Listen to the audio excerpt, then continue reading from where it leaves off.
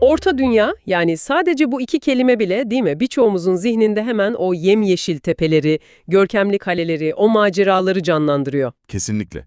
Anında bir dünya beliriyor gözünün önünde. Evet, bu evrene olan tutkumuz o kadar derin ki onu her formatta deneyimlemek istiyoruz. Peki bu dünyayı kendi dilinde, bütün ayrıntılarıyla sanki oradaymışsın gibi oynamanın ne kadar özel bir his olduğunu hiç düşündün mü? Bambaşka bir seviye o. İşte bugün bir yanda milyon dolarlık dev bir oyun endüstrisi, diğer yanda ise tek bir tutkulu hayranın olduğu gerçekten inanılmaz bir hikayeyi masaya yatırıyoruz. Konumuz, YouTube'da Sinelin adıyla tanıdığımız Devran Yılmaz. Kendisi büyük şirketlerin ticari bulmadığı için elini bile sürmediği bir işe girişiyor. Yani bu keşke olsa diye hayıflanmak yerine o zaman ben yaparım diyen birinin hikayesi. Ve Orta Dünya oyunlarını tamamen Türkçeleştirmek için yola çıkıyor. İnanılmaz bir cesaret. Çünkü bu, hani sıradan bir oyun yaması yaptık, indirin meselesinin çok çok ötesinde bir durum. Kesinlikle. Bugün masamıza yatırdığımız Lego Hobbit oyununu Türkçeleştirme projesinin ardındaki o muazzam emeği, aşılan engelleri ve bu adanmışlığın Türkiye'deki oyun ve Tolkien kültürü için ne anlama geldiğini birlikte çözümlemek. Bu gerçekten de hani dedin ya, devlere karşı tek başına duran birinin hikayesi. Ve başlamadan önce şu bağlamı kurmakta fayda var bence. Neden böyle bir projeye ihtiyaç var? Evet, neden şirketler yapmıyor da bir kişi yapmak zorunda kalıyor? Tam olarak bu. Türkiye, yani hatırı sayılır bir oyuncu kitlesine sahip. Ama buna rağmen büyük oyun yayıncıları için genellikle ikincil pazar olarak görülüyor. Bir oyunu yerelleştirmek, yani sadece metinleri değil, seslendirmeyi, kültürel referansları uyarlamak maliyetli bir iş. Anladım. Bir kar zarar hesabı yapıyorlar yani. Aynen öyle. Şirketler de bakıyor, Türkçe dil desteği eklemenin getirisi maliyetini karşılamaz diyor ve bu adımı atlamayı tercih ediyorlar. İşte Devran Yılmaz gibi tutkulu insanlar tam olarak bu boşluğu dolduruyor. Bu sadece oyun çeviren bir kanal değil. Bu tek bir kişinin tüm Orta Dünya oyunlarını Türkçeleştirme gibi, yani neredeyse çılgınca denilebilecek bir misyonu tek başına omuzladığı bir tutku manifestosu. Aynen öyle. Bu yüzden bugünkü derinlemesine analizimizin amacı da tam olarak bu. Bu inanılmaz çabanın arkasındaki motivasyon ne? Ne gibi teknik duvarları yıkarak ilerliyor? Ve en önemlisi, bu adanmışlık bütün bir topluluk için ne anlama geliyor? Yani dinle, bu sadece bir çeviri hikayesi değil. Bu, dijital çağda bir zanaatkarın sabırla ilmek ilmek bir kültürel mirası kendi diline kazandırmasının öyküsü. Peki o zaman bu konunun katmanlarına inmeye başlayalım. Başlayalım. Lego Hobbit tanıtım videosunda kendisi söylüyor, sadece o tek bir proje için tam 2 yıldır aralıksız çalışıyormuş. 2 yıl. 2 yıl, dile kolay, bir oyun için. Bu sürenin tam olarak nelere harcandığını, projenin yapı taşlarının ne olduğunu gerçekten çok merak ediyorum. 2 yıl, bir insanın hayatından gerçekten çok büyük bir zaman dilimi. Bu, projenin büyüklüğünü ve harcanan emeğin boyutunu inanılmaz bir şekilde gözler önüne seriyor. Bu, akşamları 2 saat uğraşılan bir hobiden çok daha fazlası. Bu resmen ikinci bir mesai, hatta daha fazlası. Evet. İşin büyüleyici tarafı da burada başlıyor zaten. Bu emeğin sadece metinleri alıp bir çeviri programına yapıştırmaktan ibaret olmaması. Asıl mücadele görünmeyen teknik detaylarda yatıyor. O mutfak kısmı yani. Aynen, karşılaşılan temel zorlukları 3 ana başlıkta toplayabiliriz. Birincisi ve belki de en temeli, font entegrasyonu. Özellikle eski oyunların altyapısı, Türkçe karakterleri yani Ç, Ş, G, I, Ö, Ü gibi harfleri tanımak üzere tasarlanmamış. Tanımıyor, evet. Bu harfleri oyunun kod yapısına, motoruna sonradan entegre etmek, başlı başına bir yazılım mühendisliği operasyonu. Yani kılıç yazmak istiyorsun ama oyun sana kılıç ya da daha kötü anlamsız semboller gösteriyor. Bütün atmosferi bozuyor. Tam olarak bu. İkincisi ses dosyaları. Özellikle dublaj yapılan projelerde yüzlerce, binlerce ses dosyasını orijinalinden ayıklamak, temizlemek, Of, çok meşakkatli. sonra yeni seslerle değiştirmek ve oyun içinde doğru zamanda doğru karakterin ağzından çıkmasını sağlamak muazzam bir titizlik gerektiriyor. Bir de üçüncü bir madde var demiştin. Üçüncüsü ve bence en sanatsal olanı ise edebi uyum. Bu sadece bir metni çevirmek değil, Tolkien'in o görkemli, şiirsel ve kendine has üslubunu, O orta dünya atmosferini aynen o ağır atmosferi Türkçe'ye aktarabilmek demek. Bu çevirmenliğin ötesinde bir edebi yetkinlik ve o dünyaya derin bir hakimiyet gerektiriyor. İşte o edebi yetkinliğin nereden geldiğinin ipucunu da yine kaynaklarımızda buluyoruz. Kanalın açıklama metninde Devran Yılmaz'ın kişisel profilinden bir detay var ki bence her şeyi açıklıyor. Neymiş o? Kanalın adı olan Sinelik'in aslında kendi yazdığı fantastik romanın adıymış. Yani kendisi de bir yazar, bir dünya kurucusu. Aa bak bu çok ilginç. Bu olayı tamamen değiştiriyor. O sadece bir oyuncu veya bir programcı değil. O hikaye anlatıcılığının ve dünya kurmanın ne demek olduğunu bilen biri. Bu yüzden çevirilerine sadece teknik bir iş olarak değil, bir sanat eseri gibi yaklaşıyor. Bu projeye olan bağlılığın seviyesini de açıklıyor.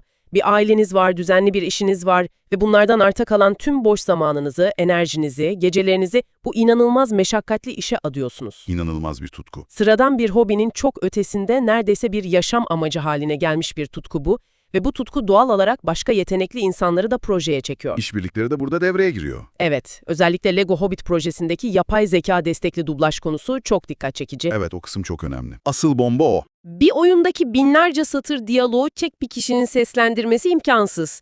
Hele ki Gandalf'tan Bilbo'ya, cücelerden elflere kadar onlarca farklı karakter varken bu devasa işin altından nasıl kalkmış, bu teknik olarak nasıl mümkün olmuş?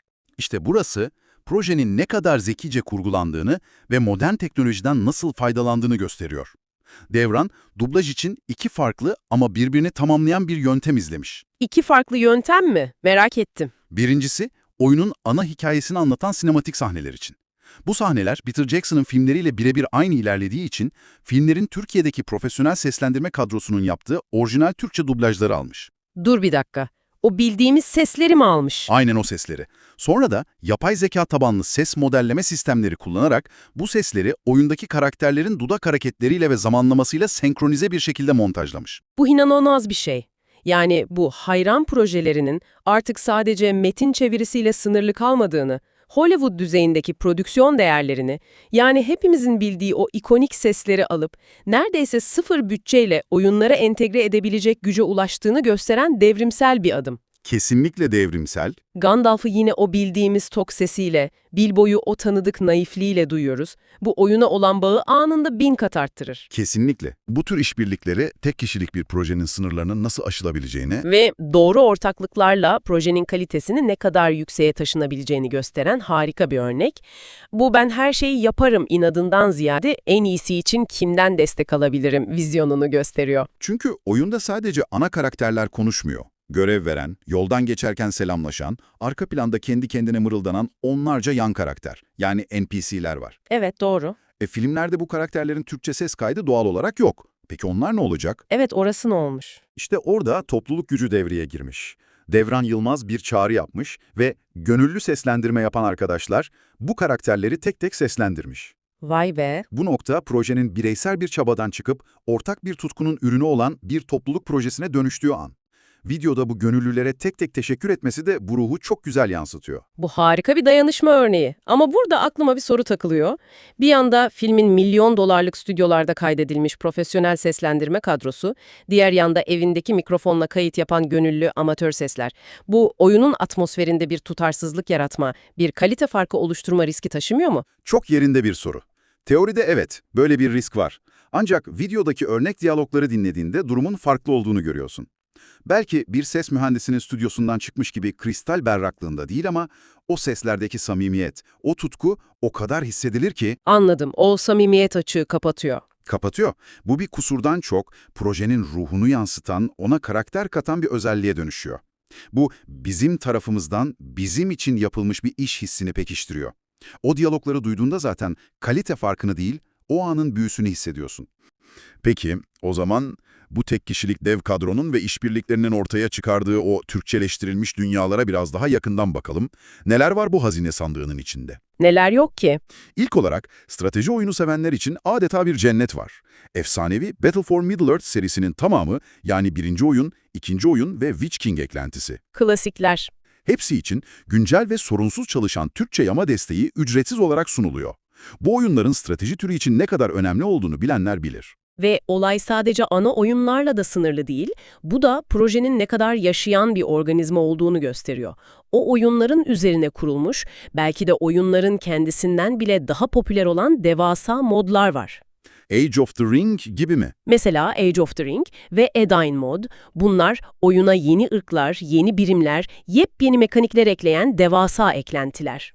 Sinellion bu modlar içinde sürekli güncel Türkçe yama desteği sağlıyor. Yani topluluğun nabzını tutuyor aslında. Kesinlikle. Projenin sadece nostalji yapmakla kalmayıp güncel oyuncu kitlesini de kucakladığını gösteriyor bu durum. Veya Medieval 2 Total War için geliştirilen o efsanevi Third Age modu da unutulmamış. Yani orta dünya nerede, biz oradayız felsefesi. Aynen.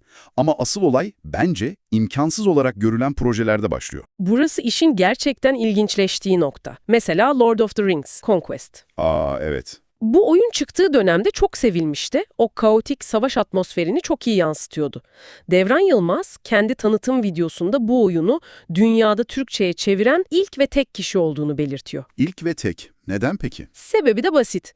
Oyunun kod yapısı metinleri düz bir metin dosyası olarak saklamıyor. Metinler oyunun kodlarının içine gömülü ve şifreli bir yapıda. Yani metinleri bulup çıkarmak bir samanlıkta iğne aramak gibi değil, kilitli çelik bir kasanın içindeki samanlıkta iğne aramak gibi bir şey. Harika bir benzetme. O kodlarla boğuşup metinleri oradan çekip çıkarmak, çevirmek ve sonra tekrar sorunsuz bir şekilde oyuna entegre etmek, Çılgınlık. bu çevirmenliğin çok ötesinde bir reverse engineering, yani tersine mühendislik başarısı. Ve imkansız denince akla gelen bir diğer kale var. Lord of the Rings, War in the North. Evet. O oyun modlama topluluğu tarafından tam bir kapalı kutu olarak bilinir.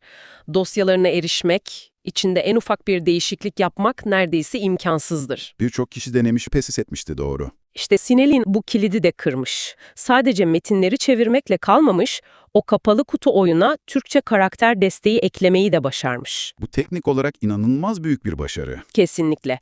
Bu sadece bir topluluğa hizmet etmek değil, aynı zamanda dijital dünyada yapılamaz denilen bir şeye meydan okumak anlamına geliyor. Güncel oyunlara geldiğimizde ise adanmışlığın bir başka boyutunu görüyoruz. Mesela cüce hayranlarının dört gözle beklediği Return to Moria. Ah evet, yeni oyun. Oyunun yapımcıları resmi olarak Türkçe dil desteği sunmuyor. Bu, Türkiye'deki oyuncular için büyük bir hayal kırıklığıydı. Ama Devran, oyun çıktığı günden beri her yeni güncelleme ve her yeni DLC ile birlikte Türkçe yamayı anında güncelliyor. Bu çok önemli bir detay. Mesela kaynaklarda gördüğümüz Durinsfolk eklentisi çıktığında saatler içinde onun da çevirisinin yapılıp yamaya dahil edildiğini görüyoruz.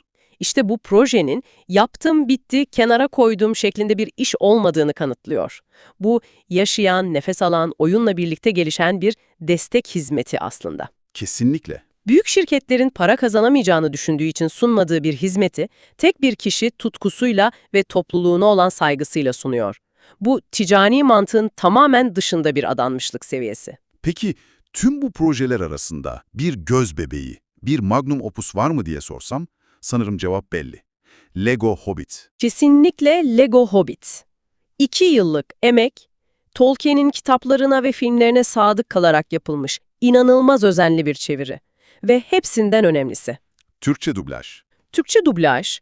Dublaj meselesi projenin hem teknik hem de topluluk boyutunu birleştiren en karmaşık ve en etkileyici kısmı. Evet. İşte burası projenin bir topluluk eserine dönüştüğü yer. Bu sesler gönüllü olarak seslendirme yapan topluluk üyelerinin katkılarıyla tek tek Türkçe olarak yeniden kaydedilmiş. Düşünsene, oyunu oynarken duyduğun bir hancının ya da bir cücenin sesi, belki de Discord'da birlikte sohbet ettiğiniz bir başka orta dünya hayranına ait. Bu projeyi kişisel bir eser olmaktan çıkarıp kolektif bir sevgi gösterisine dönüştürüyor. Ve bu tutkunun sınırı yok. Sadece güncel veya popüler oyunlarla da kalmıyor. Bir de nostalji damarı var ki benim gibi eski oyuncuları kalbinden vuruyor. 2003 yapımı The Hobbit mi? Ta kendisi. O oldukça eski konsol oyunu.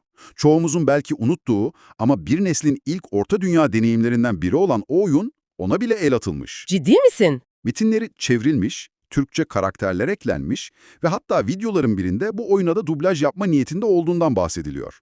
Bu tüm orta dünya oyunlarını kapsama hedefinin lafta kalmadığının kanıtı. Bir de geleceğe dair heyecan verici bir fısıltı var. Evet, o sahne arkası sızıntısı. Videoların birinde Lego Hobbit'in başarısından sonra sıradaki büyük projenin Lego Yüzüklerin Efendisi olduğu ve bu proje içinde çalışmalara başlandığı bilgisi paylaşılıyor. Bu da maceranın bitmediğini, tam tersine daha da büyüyerek devam edeceğini müjdeliyor. Müthiş haber. Bütün bu tabloya baktığımızda ne görüyoruz? Yani tamam, oyunlar Türkçeleştiriliyor, bu harika.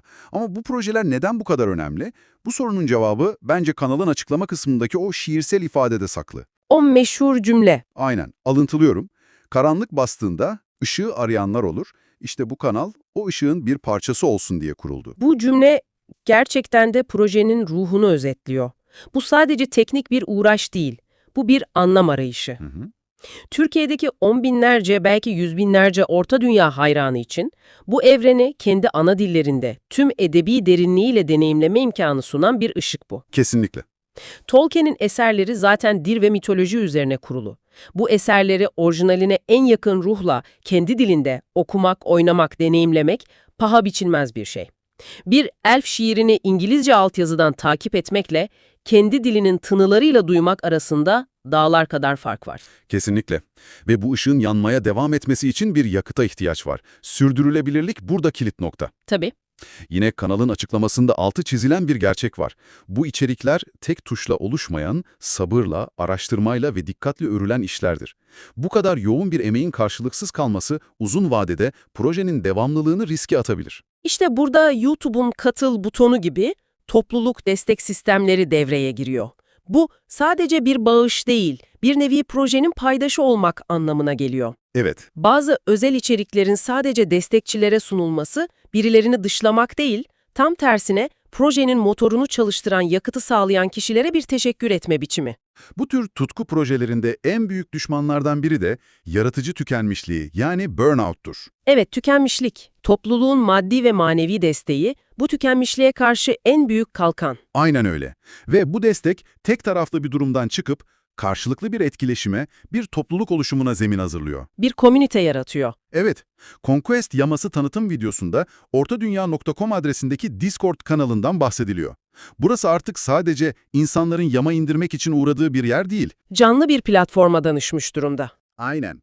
Hayranların bir araya gelip sohbet ettiği, oyunlar için arkadaş bulduğu, teoriler tartıştığı canlı bir platform. Dolayısıyla kanala abone olmak ya da katıl butonuyla destek vermek sadece Devran Yılmaz'a teşekkür etmek değil, aynı zamanda bu değerli topluluğun yaşamasına ve büyümesine de doğrudan katkıda bulunmak anlamına geliyor. Konuştuğumuz her şeyi toparlayacak olursak, Snellin projesi modern çağın bir dijital zanaatkarlık öyküsü. Çok güzel bir tanım. Büyük oyun stüdyolarının ticari fizibilite raporlarında karlı değil diye üzerini çizdiği dil topluluklarına, tek bir kişinin tutkusuyla, adanmışlığıyla nasıl birinci sınıf bir hizmet sunulabileceğinin somut bir örneği. Bir kişinin yarattığı fark. Evet, bu bir kişinin kodlarla, metinlerle, ses dosyalarıyla, piksellerle ilmek ilmek ördüğü ve sonunda binlerce kişiye hediye ettiği dijital bir eser. Evet, bu hikaye günün sonunda sadece oyunlarla ilgili değil. Bu hikaye, bir kişinin adanmışlığının, tek bir insanın tutkusunun bütün bir topluluğu nasıl peşinden sürükleyebildiğini, onlara ne kadar değerli ve paha biçilmez bir hediye sunabildiğini gösteriyor. O, karanlıkta yakılan bir ışık metaforunun ete kemiğe bürünmüş hali. Tam olarak bu. O halde bu derinlemesine incelememizi seni biraz düşünmeye sevk edecek bir son düşünceyle bitirelim.